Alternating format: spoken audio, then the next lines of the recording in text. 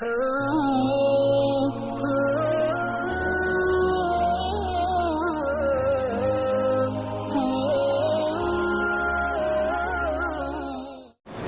النبی صلی اللہ علیہ وسلم من تزوج فقد استکمل نصف الایمان فاتق اللہ فی النصف الباقی او کما قال علیہ الصلاۃ والسلام۔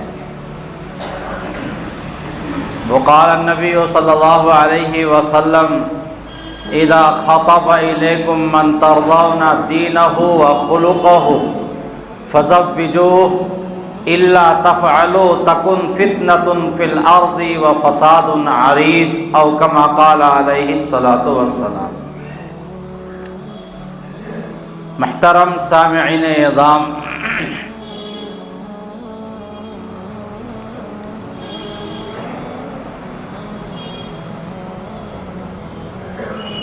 جو نکاح ہے، نکاح یہ اللہ تبارک و تعالی کی طرف سے ہم سب انسانوں کے لیے ایک سب سے بڑی نعمت ہے۔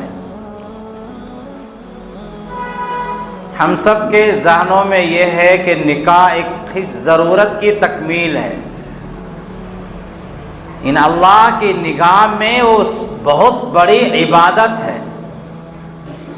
اور نکاح ایسی عبادت ہے کہ نماز دنیا تک ہے، روزہ دنیا تک ہے، حج دنیا تک ہے، زکوٰۃ دنیا تک ہے، لیکن نکاح ایک ایسی عبادت ہے کہ دنیا میں بھی یہ جاری رہے گی اور جنت میں بھی یہ سلسلہ چلتا رہے گا۔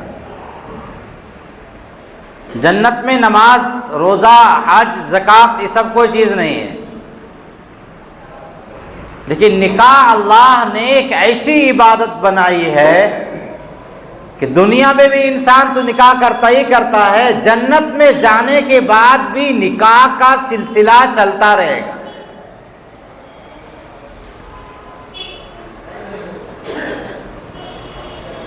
تو اب نکاح ایک عبادت ہے۔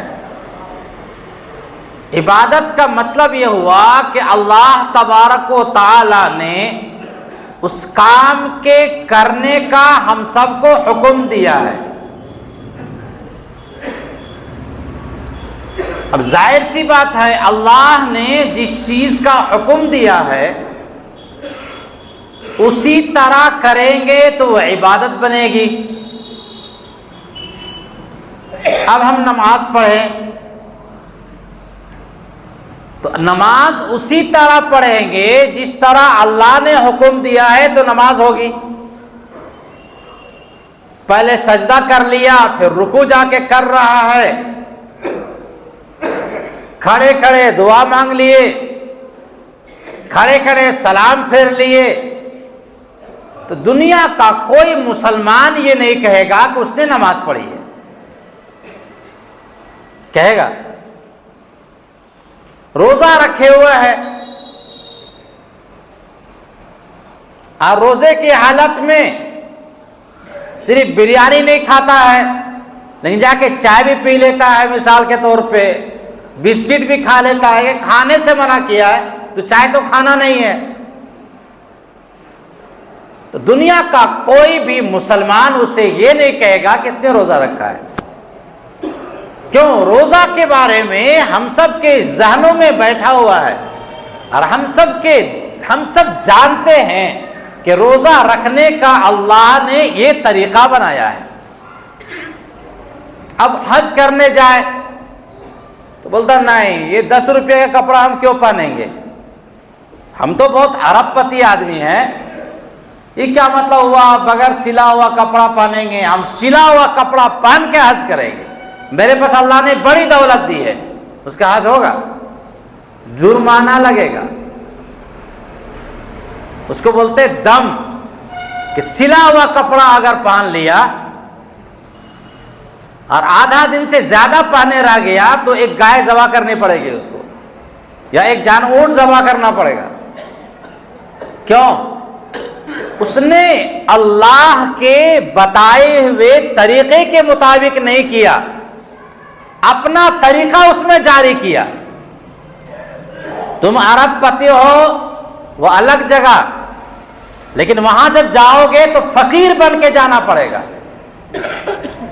پھٹا ہوا کپڑا پہن کے جانا ہوگا، کفن کا لباس پہن کے جانا ہوگا، اور یہ تصور بنانا ہوگا کہ یہی لباس پہن کر کے اللہ کے پاس بھی ہم کو جانا ہے۔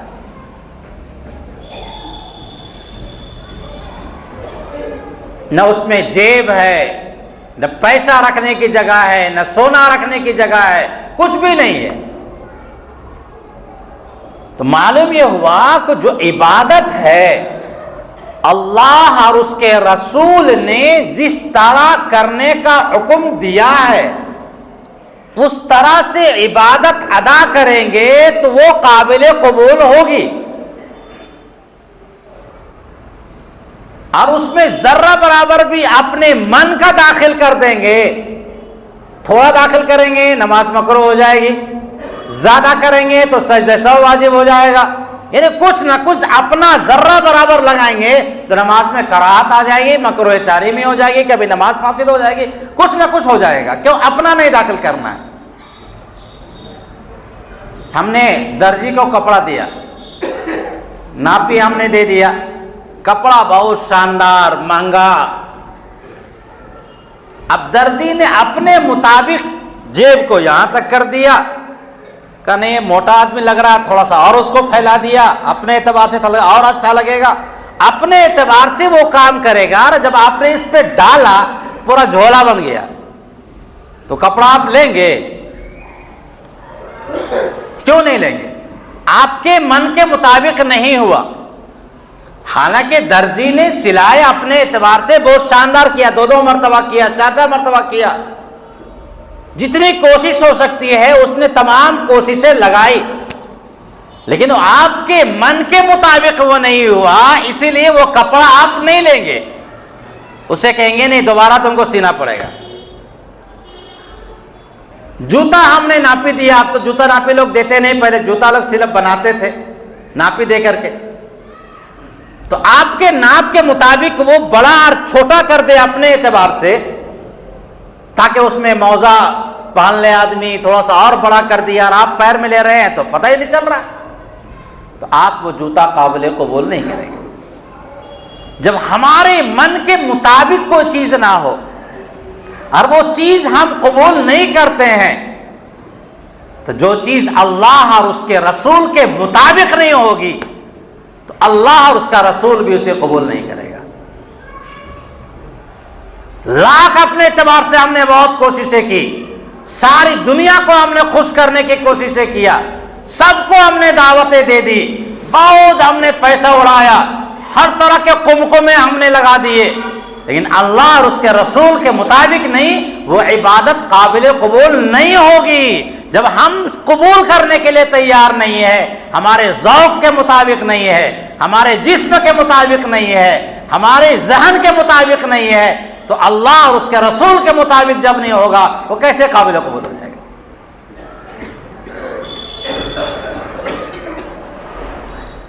تو نکاح ایک عبادت ہے۔ نبی علیہ الصلوۃ والسلام نے ارشاد فرمایا، من تزوج، جس نے نکاح کیا، فقد استکمل نصف الایمان، اس نے آدھا ایمان مکمل کر لیا۔ یعنی نکاح کی اتنی بڑی فضیلت ہے، آپ سمجھ سکتے ہیں کہ اگر اس نے نکاح کر لیا تو آدھا ایمان اس کا مکمل ہو گیا۔ فاتق اللہ فی النصف الباقی، باقی آدھا ایمان جو بچا ہوا ہے اس کے بارے میں اللہ سے ڈرتے رہو، جنت میں چلے جاؤ گے۔ کیسے آدھا ایمان مکمل ہوا؟ انسان گناہ جو کرتا ہے یا تو پیٹ کی وجہ سے کرتا ہے یا تو خواہش نفس کی وجہ سے کرتا ہے۔ چوری کیا پیٹ کے لیے، ڈکیتی کیا پیٹ کے لیے، زمین ہڑپا جو ہے پیٹ کے لیے، مال حرام کھا رہا ہے پیٹ کے لیے، جھوٹ بول رہا ہے پیٹ کے لیے، بد نظری کرتا ہے نگاہ کو خواہش پورا کرنے کے لیے، اس سے آگے بڑھتا ہے تو غلط کام کرتا ہے، منہ کالا کرتا ہے، وہ خواہش نفس کے لیے۔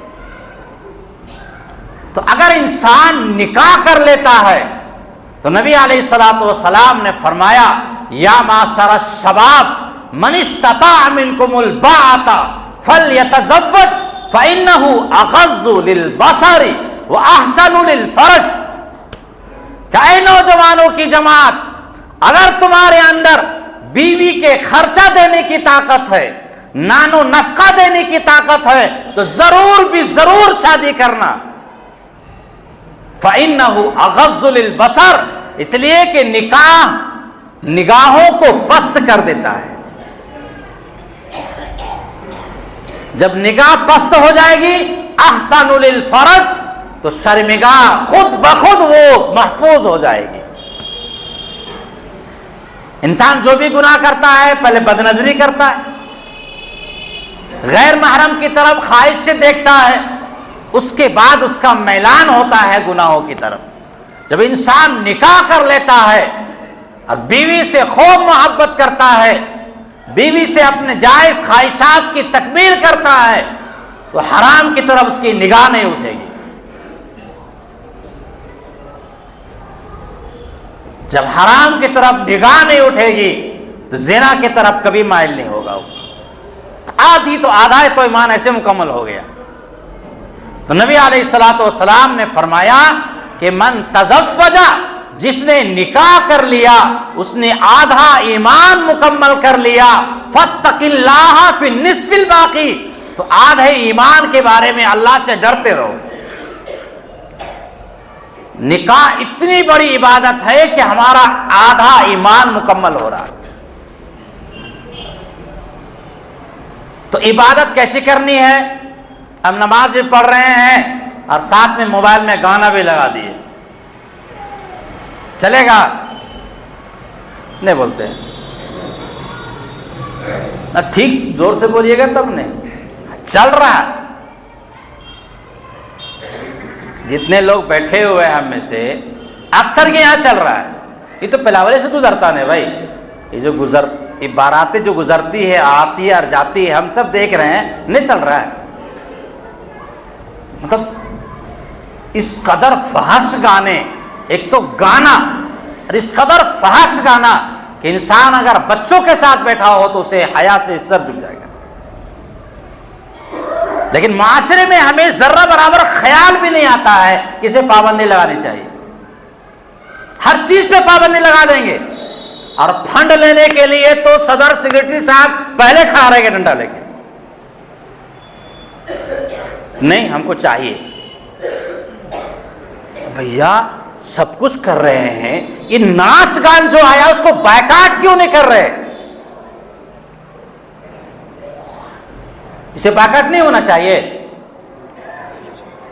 بولیے زور سے، آپ لوگ آہستہ بولتے ہیں، کیسے ہوگا؟ اس قدر خرافات کہ 12 بجے رات نکاح پڑھانا پڑ رہا ہے۔ جب 12 بجے رات نکاح پڑھا گا انسان تو کیا حال ہوگا اس کا؟ نکاح پڑھانے والا کے 12 بج گیا، دلہا کے 12 بج جاتا ہے، دلہن کے 12، باراتیوں کے سب کے 12۔ اس نکاح میں خیر اور برکت کہاں سے آ سکتی؟ نکاح کے اصول اور ضابطے نبی علیہ الصلوۃ والسلام نے فرمایا تنکح المرأۃ لاربع، عورتوں سے نکاح عام طور پہ کی جاتی ہے 4 وجوہات سے: لمالہا ولجمالہا ولحسبہا ولدینہا۔ کوئی شادی کرتا ہے مال کی بنیاد پر، کوئی شادی کرتا ہے خوبصورتی کی بنیاد پر، کوئی شادی کرتا ہے خاندان کی بنیاد پر، کوئی شادی کرتا ہے دینداری کی بنیاد پر۔ ہر ایک کے ذہن الگ الگ ہے۔ کوئی شادی اس بنیاد پر کرتا ہے کہ بہت پیسہ ملے گا وہاں، جائز، لعنت ہو، 1000 لعنتیں ہو۔ جہیز ایسی لعنت والی چیز ہے جس کا تصور نہیں کر سکتے، اور کل قیامت میں دن ایسا وبال جان بنے گا کہ آپ تصور نہیں کر سکتے۔ ایک ایک پلنگ کا حساب دینے پر جو مانگ کر لیا ہے۔ بران چاہیے، پورے گھر کا میرا ڈیکوریشن کر دیجئے. لگتا کتنا بڑا سرخاب کا پر لگا ہوا ہے تمہارے بیٹے میں. اس جہیز کی وجہ سے ہزاروں کی تعداد میں بچیاں ہیں جو جوانی کی عمر ان کی گزرتی چلی جا رہی ہے. مناسب رشتے نہیں مل رہے ہیں. مناسب رشتہ مل رہا ہے تو جہیز دینے کی طاقت ماں باپ کے اندر نہیں ہے. وہ لڑکی جو بھی گناہ کرے گی پورا معاشرہ اس کا گناہگار ہوگا. صرف ماں باپ گناہگار نہیں ہوں گے، اس معاشرے کی کرتوت کی وجہ سے وہ بچی جوانی کے دہلیز اس کی گزر رہی ہے. ایک خاتون نے لکھا ہے کہ میری عمر گزر گئی، پڑھی لکھی خاتون تھی، برادری کی وجہ سے، جہیز کی وجہ سے میرے خاندان والوں نے اب تک شادی نہیں کی. جب رات گزرتی ہے اور جب دربان آواز لگاتا ہے جاگے رہو تو طبیعت چاہتی ہے میں دوڑ کے چلے جاؤں، اسے گلے مل لوں اسے جا کر کے. اس نے لکھا اپنی، جب دربان گزرتا یہ نہیں نظر آتا کہ وہ بھنگی ہے، چمارا میں اس سے کوئی مطلب نہیں ہے. ہمیں رات میں لگتا ہے کہ اس کی آواز کو سن کے میں دوڑ کے اس کے پاس چلی جاؤں اور چمٹ جاؤں. اس کا گناہگار کون ہوگا؟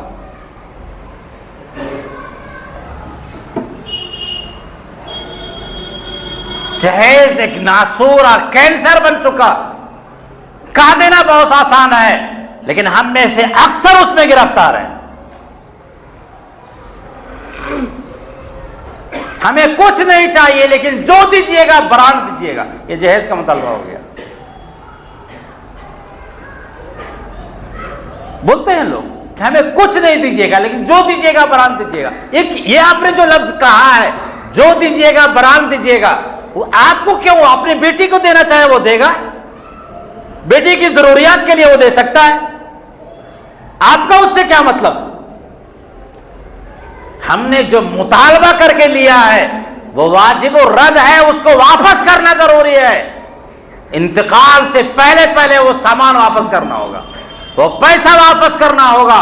اگر ہم نے واپس نہیں کیا کل قیامت کے دن اللہ کے پاس جانا ہے، اس کا حساب و کتاب ہوگا. وہ حقوق العباد میں سے ہے، اللہ اسے ہرگز معاف نہیں کرے گا جب تک کہ ہم وہ واپس نہیں کر دیں گے. چاہے ہم نے 4 نہ لیا ہے 8 نہ لیا ہے، واپس ہر حال میں کرنا ہوگا. سسر نہیں لے رہا ہے زبردستی دینا پڑے گا کہ نہیں آپ کو لینا ہوگا، ہم کو جہنم سے بچنا ہے. آپ نہیں لے رہے اس بنیاد پر کہ آپ کو ڈر لگ رہا ہے کہ میری بیٹی کو ستائے گا، پریشان کرے گا. نہیں، ہمیں آخرت سے بچنے کے لیے ہم یہ واپس کر رہے ہیں. نبی علیہ الصلوۃ والسلام نے فرمایا تنکح المرأة لأربع لمالها ولجمالها ولحسبها ولدینها فاظفر بذات الدین. دینداری کی بنیاد پر تم شادی کرنا کامیاب ہو جاؤ گے. زبان رسالت نے دعا دی ہے نکاح کرنے والوں کو، فاظفر بذات الدین، دینداری کی بنیاد پر شادی کرنے لا کامیاب ہو جاؤ گے. سعید بن مسیب رحمت اللہ علیہ سید التابعین ہے، تمام تابعین کے سردار ہیں. ان کی ایک بیٹی تھی، اس زمانے کے بادشاہ نے نکاح کا پیغام دیا. انتہائی خوبصورت، پڑھی لکھی، پارسا، متقیہ، طاہرہ، مطہرہ، سب کچھ تھی. اس زمانے کے بادشاہ نے نکاح کا پیغام دیا، قبول نہیں کیا. سبق پڑھا رہے تھے، ایک طالب علم غمگین بیٹھا ہوا تھا. کہا بیٹا کیا ہوا؟ کہ میری اہلیہ کا انتقال ہو گیا، گھر میں کوئی نہیں ہے امی کی خدمت کرنے والا. اچھا. گھر میں گئے، بیٹی سے اجازت لیا اور وہی طلبہ کے سامنے ان کا نکاح پڑھا دیا. جس بیٹی کا نکاح کا پیغام بادشاہ وقت نے دیا تھا، اس بیٹی کا نکاح ایک فقیر طالب علم سے اپنی بیٹی کی اجازت لیا اور وہی درسگاہ میں نکاح پڑھا دیا. لڑکا تو کوئی دماغی کام نہیں کیا، بھائی سعید بن مسیب کی بیٹی. وہ سمجھا کہ مذاق ہو رہا، اس کو یقین نہیں آیا. بات آئی گئی، ختم ہو گئی. رات ہوئی، دروازہ کھٹکھٹایا. کون؟ کہا سعید. تو اس کو یاد ہی نہیں رہا کہ میرا نکاح بھی ہوا. اس کو دماغ کام نہیں کیا. دروازہ کھولا، کہا تمہاری اہلیہ محترمہ ہے. چلے آئے. رات میں جب بیوی لڑکی اندر گئی تو دیکھا کہ روٹی کا ٹکڑا رکھا ہوا ہے، سوکھی روٹی کا ٹکڑا رکھا ہوا ہے. کہا یہ کس کام کے لیے ہے؟ کہا کل جو ہے وہ روزہ رکھنا ہے تو کچھ ہے نہیں گھر میں کھانے کے لیے، تو ہم نے روٹی کا ٹکڑا جمع کر کے رکھا ہے. کہا اللہ کہاں پھنس گئے ہم، رونے لگ گئی.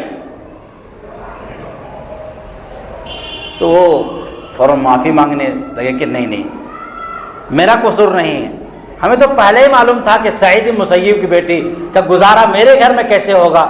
کہا نہیں میں اس بنیاد پر نہیں رو رہی ہوں کہ تو روٹی کا ٹکڑا ہے، میں اس لیے رو رہی ہوں کہ میرا نکاح کیسے شوہر سے ہو گیا جس کو اتنا بھروسہ نہیں ہے کہ اللہ کل ہم کو کیا کھلائے گا. تم کو یہ بھی نہیں رکھنا چاہیے تھا. زندگی نہیں گزری ان کی، شاندار زندگی گزری. آج نکاح میں برکتیں نہیں ہیں، رشتوں میں ذرہ برابر رحمت کی چیزیں نہیں ہیں، اس لیے کہ حضور نے فرمایا ہے فَاظْفَرْ بِذَاتِ الدِّينِ، دینداری کی بنیاد پر شادی کر لینا کامیاب ہو جاؤ گے. نہ برادری دیکھو، نہ مال دیکھو، نہ حسن و جمال دیکھو، نہ حسب دیکھو، بس دیندار اگر لڑکی یہ لڑکا ہے، حضور نے فرمایا اذا خطب الیکم من ترضون دینہ وخلقہ فزوجوہ، اگر تمہارے پاس نکاح کا پیغام آوے جس کے اخلاق اور دینداری کو تم پسند کر رہے ہو، لڑکا دیندار ہے، پیسہ ہے یا نہیں اس سے کوئی مطلب نہیں، اخلاق اس کے اچھے ہیں، فزوجوہ شادی کر دو. الا تفعلوا، مناسب نکاح آیا، پیغام آیا اور تم نے شادی نہیں کیا، تکن فتنۃ فی الارض وفساد عریض، تو زمین میں لمبا چوڑا فساد ہوگا. یہ حضور نے کہا ہے کہ اگر تمہارے پاس پیغام نکاح آیا اور تم نے نکاح کا پیغام ٹھکرا دیا برادری کی بنیاد پر، مال کی بنیاد پر، حسب کی بنیاد پر، لڑکی کی عمر گزرتی چلی جا رہی ہے، تکن فتنۃ فی الارض وفساد عریض، تو زمین میں لمبا چوڑا فتنہ اور فساد ہوگا. ہو رہا نہیں ہو رہا؟ نہیں ہو رہا. 35 سال کا لڑکا ہو گیا، اس کو لڑکی ہی نہیں مل رہی ہے. کیوں؟ برادری میں اس کو چاہیے، حالانکہ نکاح کے لیے برادری کی کوئی حقیقت نہیں ہے. یا ایھا الناس انا خلقناکم من ذکر وانثی وجعلناکم شعوبا وقبائل لتعارفوا ان اکرمکم عند اللہ اتقاکم. اے لوگو، ہم نے تم کو پیدا کیا ایک مذکر اور مؤنث سے، آدم و حوا سے پیدا کیا. وجعلناکم شعوبا وقبائل، اور ہم نے خاندان اور قبیلے بنائے ہیں، لیکن خاندان اور قبیلے کی بنیاد پر کوئی فضیلت نہیں ہے. ان اکرمکم عند اللہ اتقاکم، اللہ کے نزدیک تم میں مکرم وہ ہے جو اللہ سے زیادہ ڈرنے والا ہو. چاہے کسی بھی برادری سے تعلق رکھنے والا ہے، اگر وہ اللہ سے ڈرنے والا ہے تو اللہ کا مقرب ہے. سادات خاندان سے تعلق رکھتا ہے، گٹکا کھاتے پھر رہا ہے، کوریک سپی دے رہا ہے، دلالی کرتے پھر رہا ہے ناجائز، اللہ کے ہاں مقرب نہیں ہو سکتا.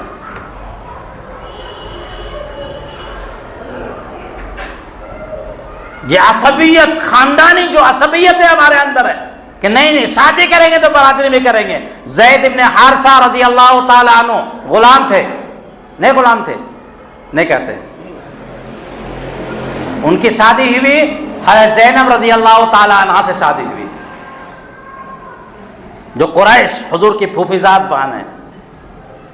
غلام کی شادی قریش نبی کے خاندان میں ہوئی ہے. کہاں گئی برادری؟ بلال حبشی کی شادی نہیں ہوئی، عرب میں نہیں، وہ تو حبشہ کرانے والے تھے، وہ تو غلام تھے، ان کی شادی عرب میں ہوئی. سلمان فارسی کی شادی نہیں ہوئی، سہیب رومی کی شادی نہیں ہوئی. یہ سب تو غلام ہیں، یہ تو باہر کرانے والے لوگ ہیں. عرب وہ کہتے ہیں نہیں ہم تو بیٹی نہیں دیں گے آپ کو. معلوم برادری، حساب، خاندان، اس کی شریعت میں کوئی حقیقت نہیں ہے. من بطأ به عمله لم یسرع به نسبه، جس کا عمل اس کو پیچھا کر دے گا اس کا نسب اس کو آگے نہیں کر سکتا. حضرت نوح علیہ السلام کا بیٹا نبی کا بیٹا ہے, عمل نے پیچھا کر دیا, نسب نے آگے نہیں کیا. حضرت ابراہیم علیہ السلام کے والد محترم آزر نبی کے باپ ہیں, عمل نے پیچھا کر دیا تو نسب نے آگے ان کو نہیں کیا. ابو لہب حضور کے چچا ہیں, عمل نے پیچھے کر دیا تو عمل نے نسب نے ان کو آگے نہیں کیا. قرآن نے کہا دیا تبت یدا ابی لہب وتب ما اغنی عنہ مالہ وما کسب. اب بلال حبشی کالے, حبشہ کرانے والے, ہاتھ موٹے موٹے, نسب نہیں ہے, عمل تھا. اتنا عمل آگے کر دیا کہ حضور نے فرمایا بلال کون ایسا عمل کرتے ہو کہ میں نے تیرے چلنے کی آواز جنت پہ کھٹ کھٹ کھٹ کھٹ آگے آگے جا رہی ہے, آگے آگے جا رہی ہے. میں نے جبرائیل سے پوچھا کس کی آواز ہے, کہا بلال کی آواز ہے. نسب حبشہ کرانے والے, عمل آگے اتنا کر دیا کہ کھٹ کھٹ کھٹ کھٹ کھٹ کھٹ کی آواز کہاں آ رہی ہے, جنت میں آ رہی ہے. تو حضور نے پوچھا بلال کیا کرتے ہو, کہا حضور کچھ بھی نہیں کرتا, لیکن ایک میرا معمول ہے, جب بھی میں وضو بناتا ہوں تو 2 رکعت تحیۃ الوضو ضرور پڑھتا ہوں. جب بھی وضو بنایا 2 رکعت نماز ضرور پڑھ لیتا ہوں. ہاں یہی وہ عمل ہے, اس عمل کی بنیاد پر اللہ نے تمہاری چلنے کی آواز مجھے سنائی, کھٹ کھٹ کھٹ کھٹ کھٹ. کہا کس کی آواز, بلال کی آواز. اب یہاں ایک اعتراض ہوگا کہ نبی کے آگے کیسے چل رہے تھے وہ, نہیں اعتراض ہوگا, ارے آواز آ رہی نہیں, حضور پیچھے ہیں. تو اس کا جواب یہ کہ خادم ہے اور خادم آگے ہی جاتا ہے, نہیں آتا ہے. اب دروازہ میں پہلے کون داخل ہوتا ہے, خادم ہوتا ہے یا دوسرا ہوتا ہے, نہیں بولتے, خادم جاتا ہے, اس لیے خادم جا رہے تھے, اس میں کوئی حرج کی بات نہیں. سلمان فارسی, فارس کے رہنے والے, حضور نے فرمایا سلمان منا اہل البیت, سلمان تو میرے گھر والوں میں داخل ہے. اہل بیت میں ان کا نام آیا, اہل بیت عائشہ, حفصہ, ام حبیبہ, جویریہ, حفصہ, زینب بنت خزیمہ, زینب بنت جہاز, حضرت علی, حضرت فاطمہ, حضرت حسین, حضرت حسن, ام کلثوم. ان لوگوں میں کہا کہ یہ جس طرح میرے گھر والے ہیں, اہل بیت ہے, سلمان منا اہل البیت, سلمان تو میرے گھر والوں میں داخل ہے. کہاں کے رہنے والے تھے, فارس کے رہنے والے تھے. کیوں, عمل کی بنیاد پر. عمل نے یہاں تک پہنچایا کہ نبی کے گھر والوں میں داخل کر دیا. اور ابو لہب نبی کے گھر والوں میں ہونے کے باوجود عمل نے پیچھا کیا, تو اتنا پیچھا کیا کہ تبت یدا ابی لہب وتب ما اغنی عنہ مالہ وما کسب, کہ سیصلی نارا ذات لہب وامرأتہ حمالۃ الحطب فی جیدہا حبل من مسد, کا جہنم میں وہ بھی چلا گیا, اس کی بیوی بھی چلی گئی. کہاں غرور کرتے ہیں خاندان کی بنیاد پر. جب انسان کا انتقال ہوتا ہے تو سید صاحب ہو, چاہے پٹھان صاحب ہو, چاہے انصاری ہو, چاہے عراقی ہو, سب کا ایک ہی نام رہے گا, فلاں کی لاش آ رہی ہے, فلاں کی لاش آ رہی ہے, فلاں کی لاش آ رہی ہے. کوئی نہیں کہے گا کہ سید صاحب آ رہے ہیں, پٹھان صاحب آ رہے ہیں. بڑا غرور تھا ہمیں اپنے برادری ہونے پہ, بڑا غرور تھا کہ یہ تو جولاہا ہے, اور یہ تو عراقی ہے, ہم تو فلاں صاحب ایسا ہے. جب روح نکل گئی سب برابر بن گئے. لاش لاش لاش کا مطلب لاش ہے, لاش ہے, کچھ بھی نہیں رہا, کچھ بھی نہیں رہا, کچھ بھی نہیں رہا. لاش یہ عربی کا لفظ ہے, لا منے نہیں, شے منے چیز, لاش ہے, کوئی چیز باقی نہ رہی. پٹھان ہو, چاہے عراقی ہو, چاہے انصاری ہو, کسی برادری کا ہو, روح نکل گئی تو کچھ کام نہیں آئے گا. یہ برادری پہ غرور کرنا چھوڑ دینا ہمیں چاہیے. غرور اگر کرنا ہے تو اللہ اور اس کے رسول کی محبت پہ غرور کرنا ہے. تو نبی علیہ الصلوۃ والسلام نے فرمایا کہ اگر تمہارے پاس نکاح کا پیغام آتا ہے, جس کے اخلاق اور دینداری کو تم پسند کرتے ہو, فزوجوہ, اس سے شادی کر دو. الا تفعلوا، اگر تم شادی نہیں کرو گے تکن فتنۃ فی الارض وفساد عریض، تو لمبا چوڑا زمین میں فساد ہوگا۔ تو نکاح کی جو بنیادی شرط یہ ہے کہ لڑکا بالغ ہو، نابالغ کی بھی شادی ہوتی ہے، لیکن مناسب کیا ہے کہ بالغ ہونے کے بعد عاقل ہو، نان و نفقہ پہ قادر ہو، دیندار ہو، بااخلاق ہو، اس کی شادی کر دینی ہے۔ آگے حضور نے فرمایا ان اعظم النکاح برکہ ایسرہ معونہ، سب سے بابرکت نکاح وہ ہے جس میں کم خرچ ہوا ہو۔ سب سے بابرکت، ان اعظم النکاح برکہ، سب سے بڑا برکت والا نکاح وہ ہے جس میں کم خرچ ہوا ہو۔ آج ہماری شادیوں میں کم سے کم غریب سے غریب شادی کرے گا 5 لاکھ خرچ ہے، نہیں خرچ ہے 5 لاکھ۔ انسان 5 لاکھ روپیہ کمانے میں صدیاں گزار دیتا ہے تو 5 لاکھ بینک میں جمع نہیں ہو پاتا، اور شادی کے موقع پر ایسے پتوں کی طرح اڑاتے ہیں، کہاں سے برکت آئے گی؟ نکاح عبادت ہے، عبادت کی جگہ مسجد ہے۔ شادی حال جو چلا ہوا ہے یہ سب ایسا، یہ سب مصیبتیں ہیں سب۔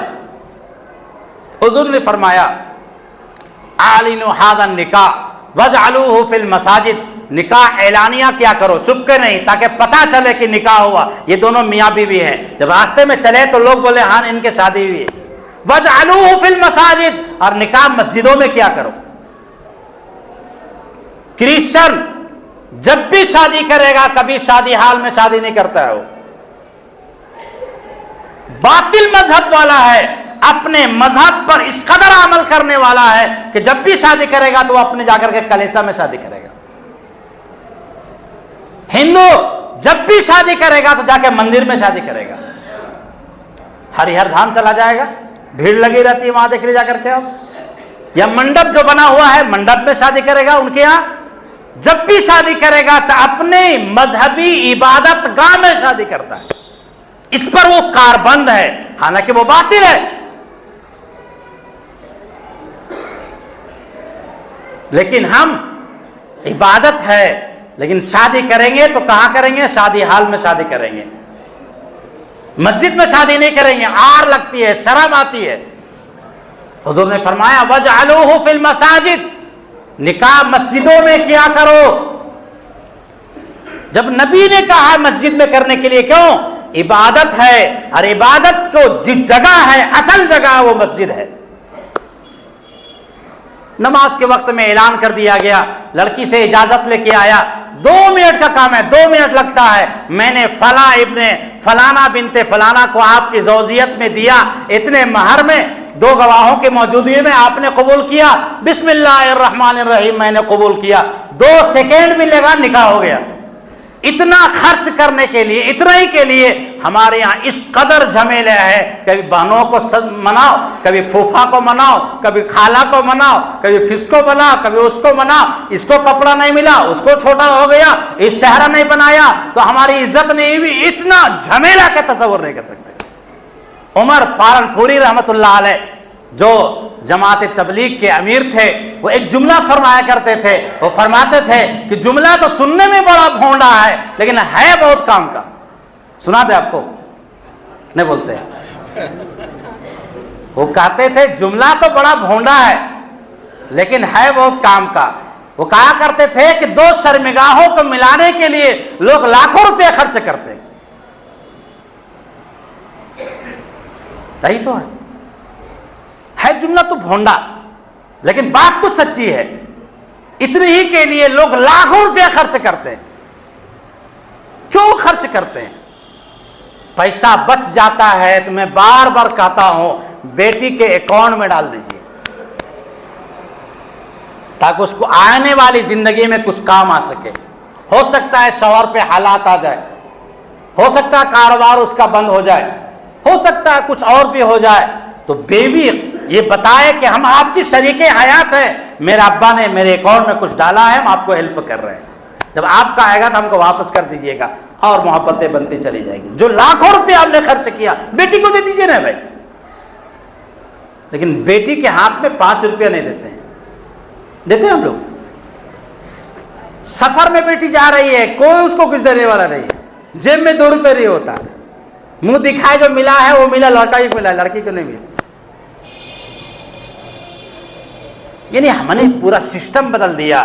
نکاح, مجھے کہنا وقت بھی ہو گیا اور باقی رہی انشاءاللہ پھر بتائیں گے کہ نکاح ایک عبادت ہے, اور عبادت کو عبادت کے مطابق کریں گے انشاءاللہ بڑی برکتیں ہوں گی. کریں گے انشاءاللہ. نکاح میں مسجد میں نکاح کرنے کا ہم لوگ کوشش کریں. آپ کو جہاں بارات ٹھہرانا ہے ٹھہرا دیجئے, لیکن کوشش کیجئے کہ بھائی ہم نکاح جو کریں گے وہ مسجد میں کریں گے. سب باراتی آ جائیں گے, کم سے کم ظالم نماز تو پڑھ لے گا, پتا تو چلے گا کتنا باراتی پی کے آیا کتنا پی کے نہیں آیا. نہیں صحیح ہے, پی کے آتے ہیں لوگ. وہ تو پٹائے ہوئے علاقے میں بولا چلو کھانا کھا لو, نہ پہلے ہم ناچیں گے پھر کھانا کھائیں گے, لگا دیا ٹھیک ٹھاک سے. لوگ پی کے آیا تو اس کو پتہ ہی نہیں کتنا پاک ہے کتنا ناپاک ہے. مسجد میں نکاح کیجیے, بڑی برکتیں ہوں گی انشاءاللہ, بہت برکتیں ہوں گی. اور کم خرچ کیجیے, کم سے کم لوگوں کو دعوت دیجیے. چاہے دنیا ناراض ہو جائے کوئی مطلب نہیں ہے, اعلان کر دیجیے میری بیٹی کا نکاح ہے, بس دعوت دینا ضروری نہیں ہے. لڑکا کی شادی ہے تو ولیمہ کر لیجیے, لیکن غریبوں کو ولیمہ میں ضرور بلائیے. انشاءاللہ اس پر آئندہ جمعہ بات کریں گے. وآخر دعوانا الحمدللہ رب العالمین.